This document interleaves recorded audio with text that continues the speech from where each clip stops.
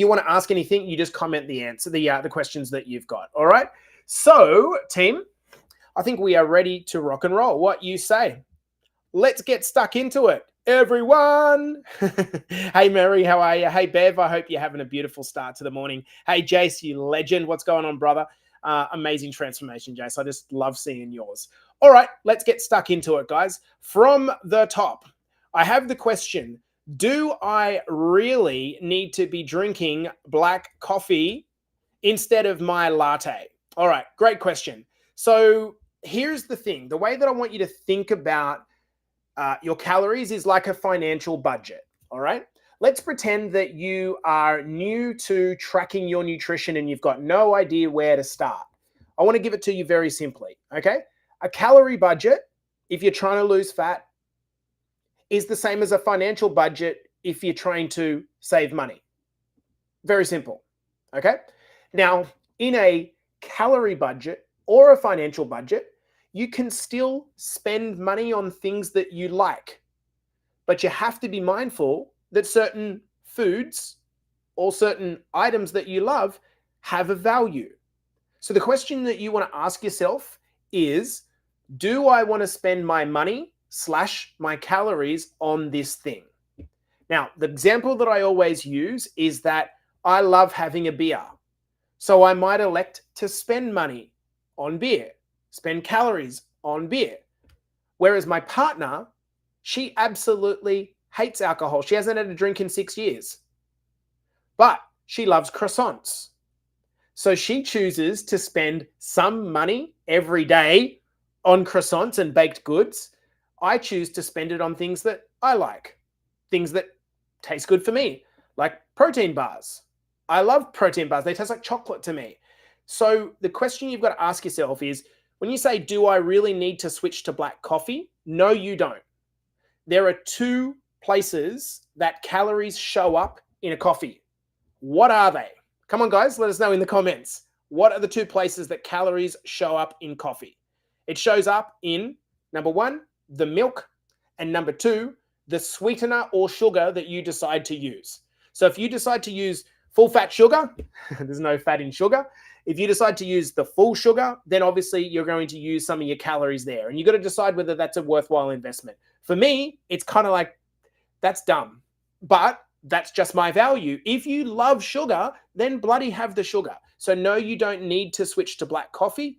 But the way I see it, if you can save on the milk and the sugar by having maybe skim milk, a little bit of it, and then a sweetener, stevia with no calories, you're going to bring your coffee from like 300 calories down to 12, 15, 20 calories, which means you can have 3 of them, 10 of them, and then spend your calories in places that you really enjoy it. Does that make sense, guys?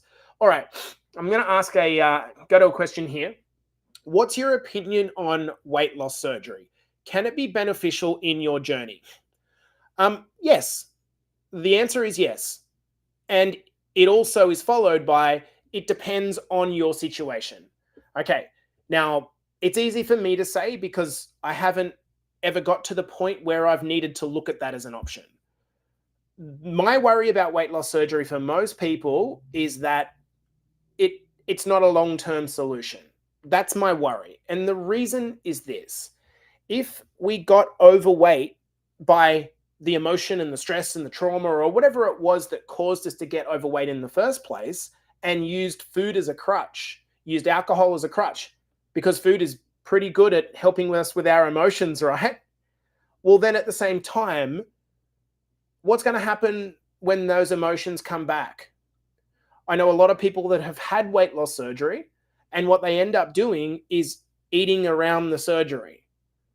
What I mean by this is they snack lots, have lots of liquid calories, and end up gaining a lot of the weight back. That's not everyone.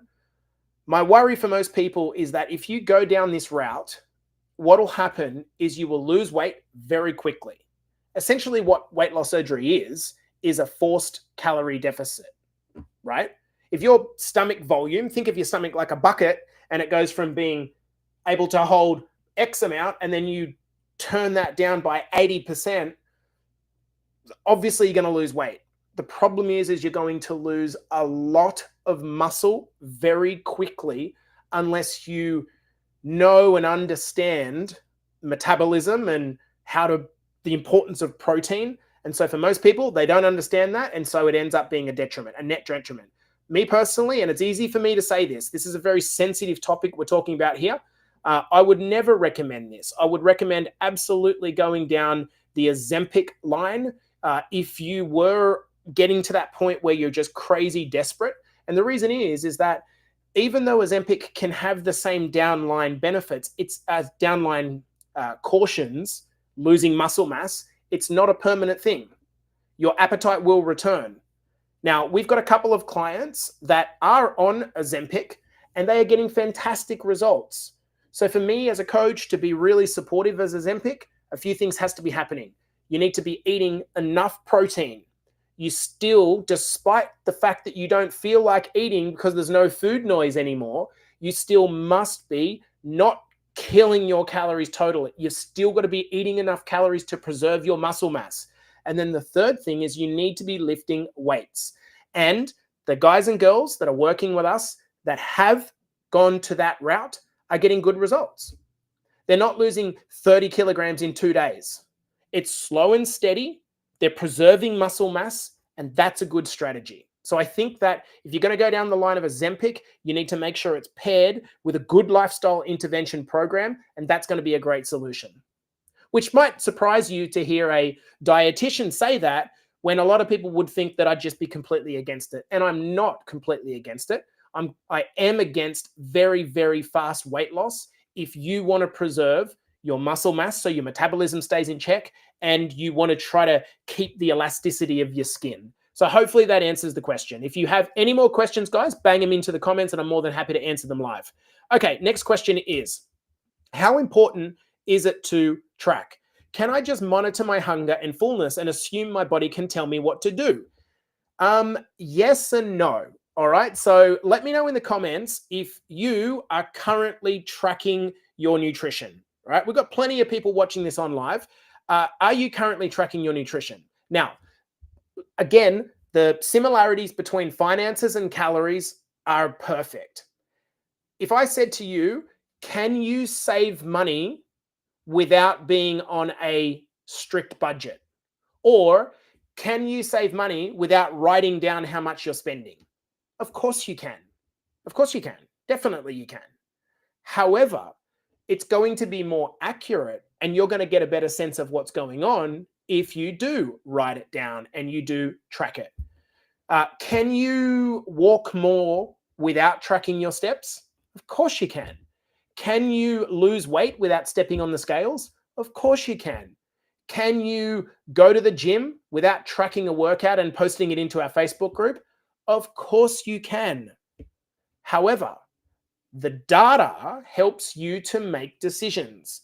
So if you're a client of ours and you come to us really frustrated about the speed of your weight loss, what am I going to do? Straight up, I'm going to go, okay, let's try to take away the emotion a little bit and look at the numbers. I'm going to look at your waist circumference, your photos, your weight. I'm going to go, okay, that's the outcome. Now, let's get over to the other side and let's look at what the individual is doing. And I'm trying to connect the results to what you're doing. Now, what am I going to look at? I'm going to look at your nutrition. I'm going to look at your steps. I'm going to look at, are you working out? Are you sleeping? Are you drinking any water? All self-reported stuff. But if I go to the back end and our coaching team goes to the back end and that data doesn't exist, well, you could tell us what you're thinking you're doing right. But at the end of the day, that's probably driven a lot by emotion. One of the first lessons that we learned as a graduating dietitian 20 years ago was that whatever a client thinks they're doing, that doesn't necessarily mean you should believe it. And that's in no way critical. To share with you a story, I thought that I was tracking at about 2,500 calories a day, eating about 2,500 calories a day. I did this about a year and a half ago. Then I thought to myself, you know what? Just like I'm not going to use the same excuse as most people do. I'm actually going to track it for a week. Now, again, I should know this, right? I tracked for a week and I was out by 700 calories. 700 calories I was out by. In other words, I thought I was eating 2,500. I was eating 3,200. I am not saying that you have to track calories to lose weight. I am saying it gives you a very clear insight. I'm going to talk to you about one of our beautiful ladies, and we're not going to talk about names, who went to the Ozempic route. She, for 2 years, really spun the wheels and struggled, right? And she would swear black and blue that she's doing everything right. We all think this. We're biased because we're emotionally invested in our own journey, right? This isn't because you're a bad person. It's because you're trying to get a result. So she swear black and blue that she's doing everything right. Now, comes to Ozempic. What Ozempic does is it removes the food noise, right? So you're not always just thinking about food all the time. How many of us are just occupied with like food, snack, eat, I'm bored, I'm stressed, I want to go get and walk past the fridge and it's screaming at us, and I get it. We're all like that, right? Now, I asked her, have you had any realizations since that food noise has been removed about what's happening and why you weren't losing weight? And she said, verbatim, team, listen up, okay? I was tracking all of my main meals. I said, what do you mean? And she said, well, I wasn't tracking anything that come after dinner. I wasn't tracking snacks. Now, that's not because she was lying. That's because we just have amnesia when it comes to tracking our nutrition. So unless we're actually tracking it and tracking everything, we are almost so invested in trying to lose weight that when it doesn't happen, logically we have to explain it away somewhere. Now, this is coming from someone in our program who's been here for a very long time that started to get results. So I think that story is relevant to show you that there's nothing wrong with you. There's nothing wrong with you, but some insight might actually help. Okay, team. So questions, if you want to ask them, I'm here to answer them. All right. So I'm struggling to get motivated for home gym sessions. I absolutely feel you on this. For me, training at home should be one of two things. It should be either a conduit while you're building your confidence to get into a gym, or it's because you literally have no physical way to get to the gym. Like you can't. You either you homeschool your kids and maybe your partner works away. You just cannot get to the gym. You live 30 minutes from the closest gym. Like there could be a billion reasons. This is where getting into, people think, oh yeah, but I'm scared. Totally get it. We all are scared of things that we're not good at. The challenging part about the gym is there's no dividing line between home life and your fitness journey. So the two kind of become blended. So my tips would be, if you have got a home setup and you are successful with it, generally it's because you've been able to book an appointment with yourself. I train at these times, so book an appointment with yourself. Number 2, you calendarize it. Number 3, you've got a space that you work out at. So a number of our ladies and gentlemen have actually like a mapped space, like a garage, and they turn the music up and they've got lighting and maybe a few motivational posters and there's nothing else there. It's kind of like when you work from home. Who here works from home, right? And isn't the biggest challenge about working from home that you can see the fridge all day, right? And you walk past the fridge and you walk past the cupboard and it's just like, fuck, right? It's the same thing, but the opposite. When you're at home, it's just very, very difficult to stay motivated. So I would have a separate space. I would pump music. I would book an appointment with yourself and try to make it so that there's a separation between that and your life. Does this make sense? All right, guys, questions into the comments. We've got one here from Karina. This is a great question, Karina, and I love this question because you're thinking of protein first. Can you have too much protein? In my opinion, no, you can't from a damage point of view, but from a perspective of, is it beneficial to eat more and more and more protein? I don't think so. I definitely don't think so. Now, let me explain the reason why. If you look at what we call macros, so macros are protein, fat, and carbohydrate. The first two of these are absolutely necessary. The third one isn't necessary, but it's beneficial. So let's talk about that. Protein is the most important. You have to have protein if you want to burn fat.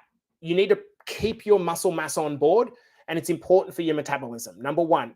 Protein also fills you up. Number two. So it provides satiation. Number two, fat is very important because your hormones like testosterone and estrogen are made from fat. So if you undereat fat, you're going to have hormonal issues. This is one of the reasons why bodybuilding women have to cut their calories so low that they get, essentially their period goes away, right? Because they don't have enough of the hormones that drive that. Now, the third one is carbohydrate. Carbohydrate isn't critically necessary, but it is your brain's and your body's preferred energy source. So with that in mind, Karina, what I would suggest is this. You prioritize your protein and hit the protein target that we've laid out for you.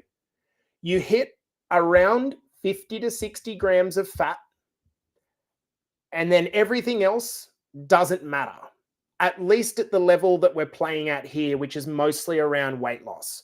When we start to go down the lines of like exercise performance, it gets a little bit more different.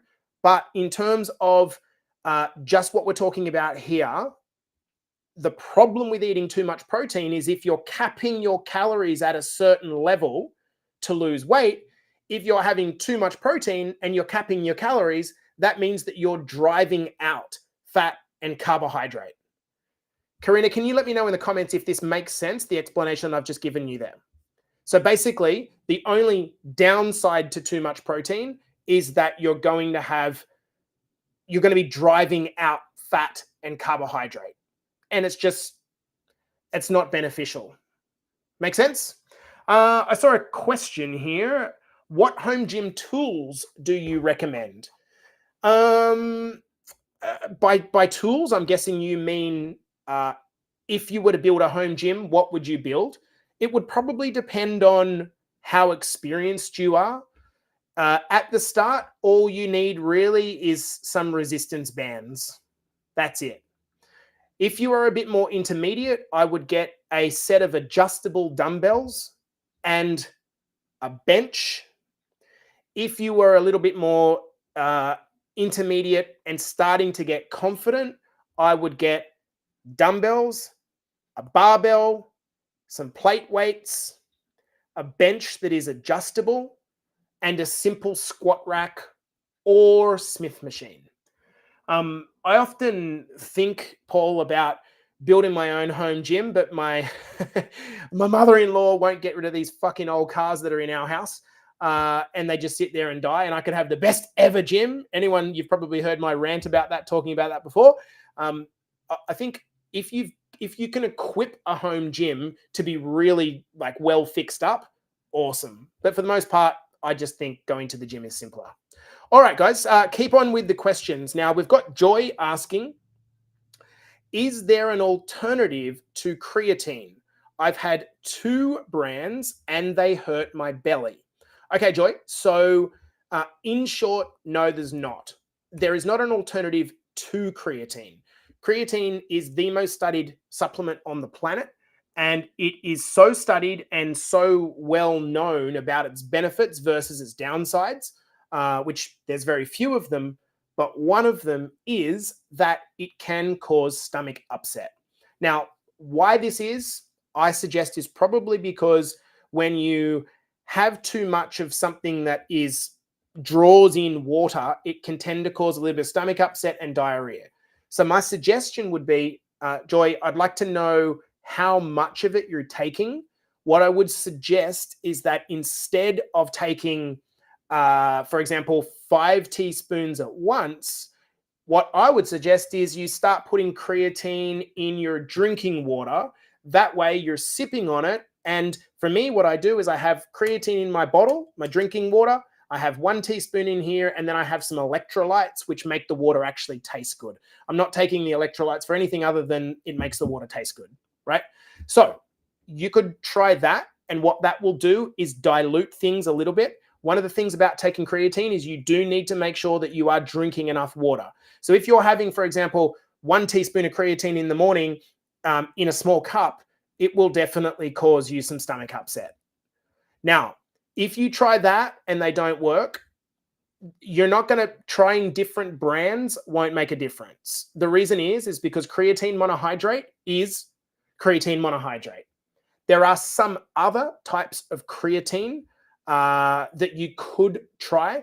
They're a different type of creatine. They'll generally be a little bit more expensive, not much, but you could try these. From memory, it's the combination of creatine and chloride. I'll have to look that up for you, Joy. So I would try a different type of creatine, which is equally as effective, but just a little bit more expensive. But it's not going to, just trying different brands is not going to make a difference. Okay. Deb says, I was the same with creatine and tried 5 brands. They push gummies, but they are more expensive than the powder. Yeah, so that's a good comment, Deb. In terms of creatine gummies, I've mentioned before, are going to become the new thing. The reason they're going to become the new thing is because it's so much easier. If you've got kids that have vitamins, you will know that it's bloody easy to get your kids to take vitamin gummies versus getting them, if you wanted to take a pill, right? They just won't do it, right? So I think that, yes, it's an option. You do also have to take into account that if you've having the gummies and you're trying to get to, say, I don't know, 5 grams of creatine a day, you also have to factor in the calories for those gummies as well. But is that going to make a huge difference? No, not really. All right, guys, continue with the questions if you've got them, and I'm happy to answer them. Bang on into the comments. What is better for losing fat, cardio or body weight training? Good question. And I would say, first and foremost, if you are starting at the start with this stuff and you kind of just like looking for the simplest thing or the biggest bang for buck to do first, it's going to be looking after your nutrition.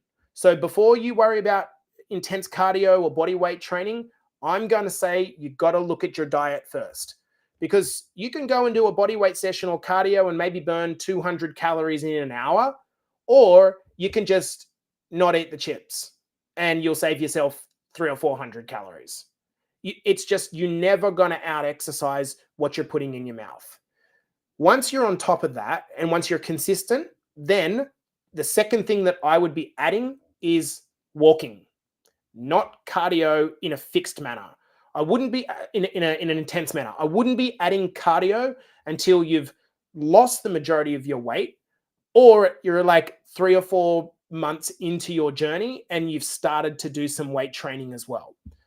Cardio can be very effective for fat loss if added to a good baseline structure. I don't think it's a choice between cardio or body weight training. I would start at body weight training. I would then add resistance bands. I would then bring in some weights, and cardio in the form of walking would be a good adjunct to that. Now, if you're feeling like you want to give your cardio some heart benefit, what I would suggest is, rather than doing long slaving cardio to burn fat, particularly if you're a woman or a man that's over 40, you don't want to put too much demand on your body. I would be suggesting maybe doing 10 to 15 minutes of interval style training if you wanted to do it for fat loss. But that would only be after you've got the baseline in place. All right. Is peanut butter bad for fat loss? Is powdered peanut butter better? Yes, powdered peanut butter is definitely better. And peanut butter is the opposite of a fat loss food. It's very high in calories, not great in protein, and it tastes like shit. So anyway, that's a bias of mine, right? Having said that, like I said at the start, if you have the ability to have some peanut butter in your nutrition plan because you've got the calories, then go for it. That's the beauty about understanding calories. Deb says, back to creatine, Jace. The guy at the store told me research supports 10 grams a day. Is he trying to get me to spend more, or should I be increasing my daily dosage? This, my friend Deb, is a brilliant question. And you are absolutely right. And he is absolutely right. Most of the testing that's been done to this point with creatine has been around 5 grams a day, teaspoon, boom. What we've started to realize is that 5 to maybe 10 grams a day is enough to saturate our muscle supplies, but there may be additional benefits, particularly in other areas like brain capacity. Creatine, and for the record, let me know, team, if you would like me to do a supplement course. I am thinking of putting together a supplement course as the next course that we do in Better Body Academy. And one of the things that we'd be talking about in depth is creatine. So the long story short of it, Deb, is yes, the research does suggest that having more than 5 grams can be better. So I take 10 grams a day, personally. Now, most of that advice has been directed towards men, but I would say that it's a test thing, and I would see no reason why women would be any different, given that creatine doesn't do something different in men that it doesn't in women. Does that make sense? And we've got some people saying, yep, I'd like that. Hello, Benno. How are you, legend? Yes to the supplement course. Okay, good stuff. All right, guys. Hey, Meredith. How are you, mate? Guys, if you're on Instagram and you're wondering who I'm actually talking to, we are live inside of our client group. Okay. If you're on, say, a 4-day program, does it matter what days you train? What a great question. These are a list of really, really good questions. So doesn't matter what days you train. Here's the thing. If you listen to the podcast that I did with Troy at the weekend, and by the way, if you haven't already subscribed to the podcast, you've got like 400 episodes there that you should go and digest. It's the Better Body Academy podcast. Troy and I basically went into depths about training. And one of the things that Troy really wished people knew more about was the importance of rest and recovery. So is training 4 days in a row detrimental? Well, it depends to the level of intensity you push yourself. I don't train 4 days in a row because I want to give myself some recovery time. So if you're on a 4-day plan, I would suggest the best way to do it is to separate it by at least 1 or 2 days. You could either go Monday, Wednesday, Friday, Sunday, and then the next week it'd be opposite. You could go 2 days, 2 days off, 2 days on. You could go Monday, Tuesday, Wednesday off, Thursday on, Friday off, Saturday on, as an example. That's typically what I do. Monday, Tuesday on, Wednesday off, Thursday on, Friday off, and then one of the weekend days on. I feel like that's a good split for me. Having said that, I would also make a point that for most people, you do not need to be training 4 days a week. I would suggest for the majority of people that are listening to this, if you could get in 2, maybe 3 full body sessions a week, you will see tremendous benefit if you are pairing that with your walking, you're eating enough protein, and you have a cap on where your calories are. I think that is a great plan. One of the things that we talked about is that if you set an expectation that you're going to do 4 days every week, and then next week, you decide to start next week, and then you can only do 1, you're going to feel like a failure, right? And then the next week, you can only do 2, and then you're still feeling like a failure. You could do 3 workouts and still feel like a failure because you set the expectation at 4 because your idea was 4 was needed. It is not. You're far better. Rather than training 4 days a week for the next 4 weeks, you'd be better to train 2 days a week for the next 50 years. And certainly that's my plan. It's consistency over intensity, team. Does this make sense? Okay, let's keep with the questions. I've only been having 3 grams as per Muscle Nation's instructions. Okay, I'm not sure about that one, Sandy. I can't comment on that. There's no reason why you would necessarily have to have under 5 grams. Natasha says, yes, totally. Supplement course. They scare me in both price and what they actually do. Yeah. So for the majority of people here, it's going to be completely fine for you to be taking creatine, possibly a multivitamin, and a supplement of protein of some kind to help you hit your target. For me, I feel like protein fits more into a food category rather than a supplement category. That's how I would categorize it. Okay. All right, we've got a few more questions, and if you want to ask anything and you're new to Q&A, you can come in and ask, and I'll bang it into the comments, and I'll answer the question. All right, so next one up, we've got, what's more important, fasting or hitting your calories, or should I do both?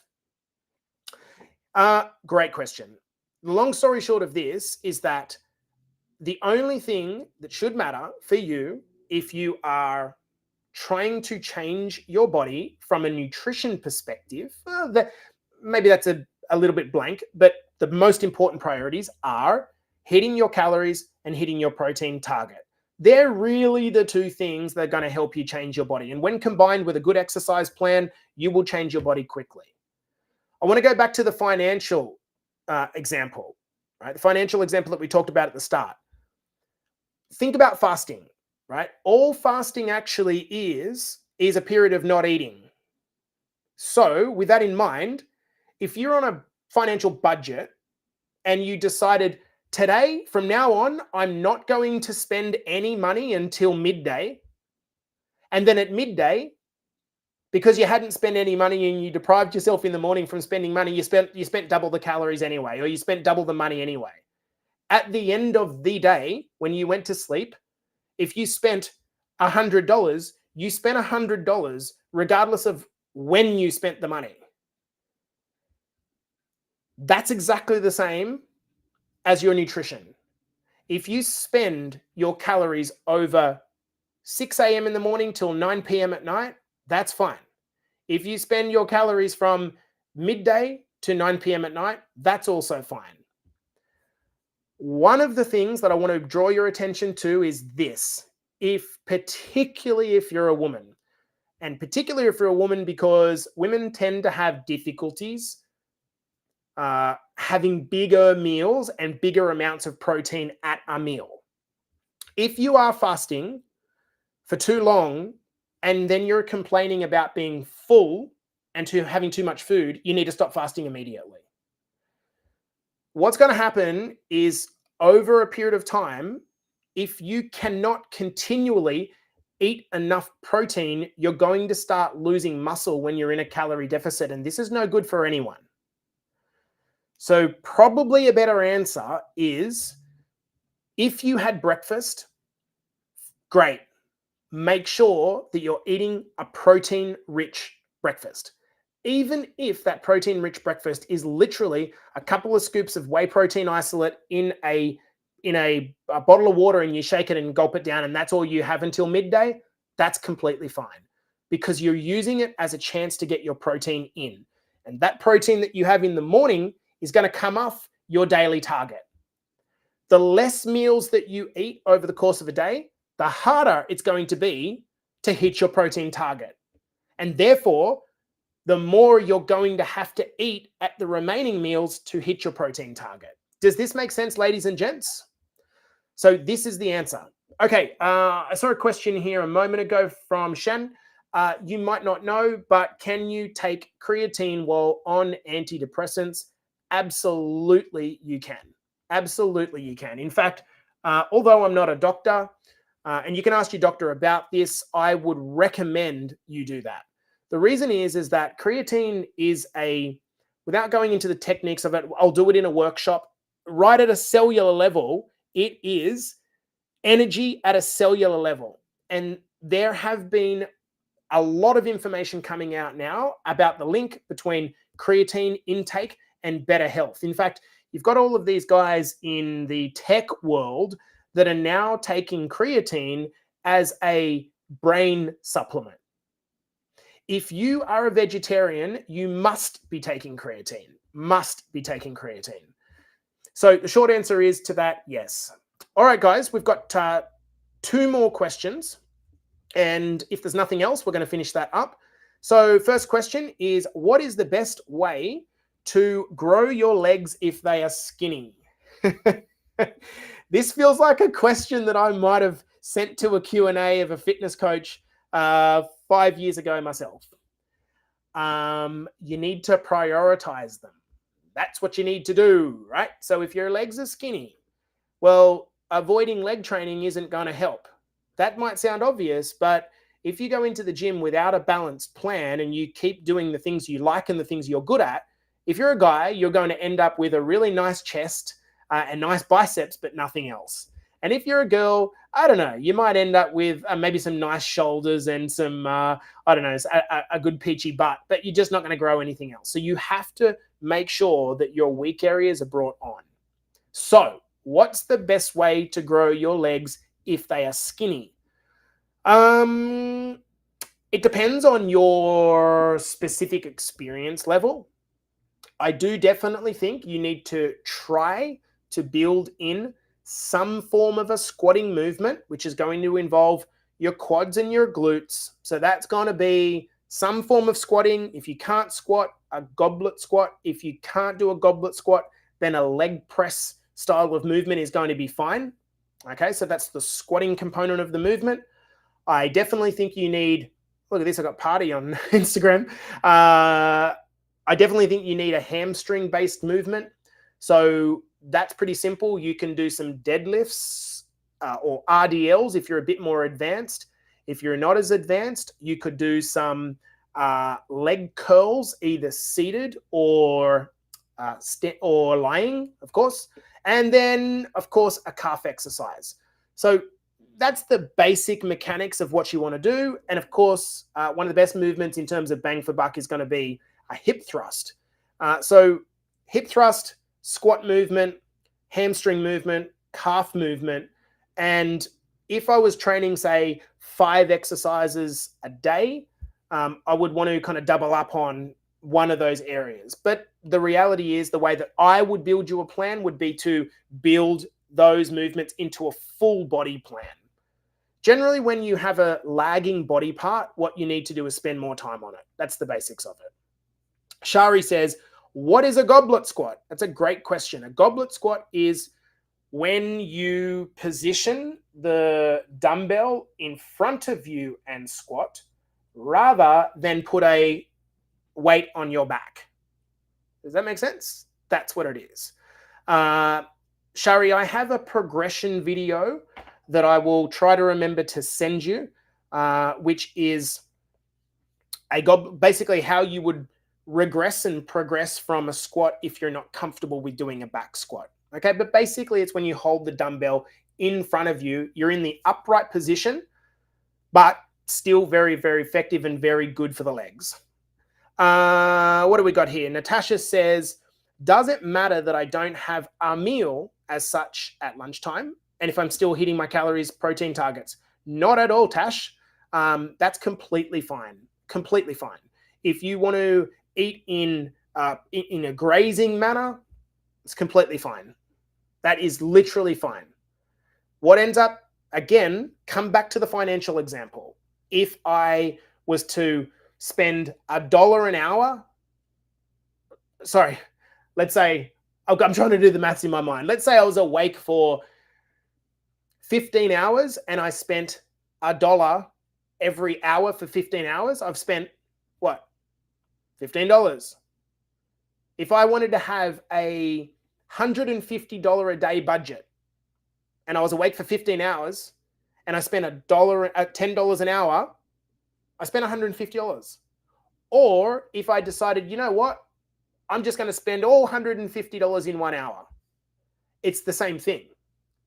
And that's how calories work. And also, I want to say, Tash, is there is a concept called calorie cycling.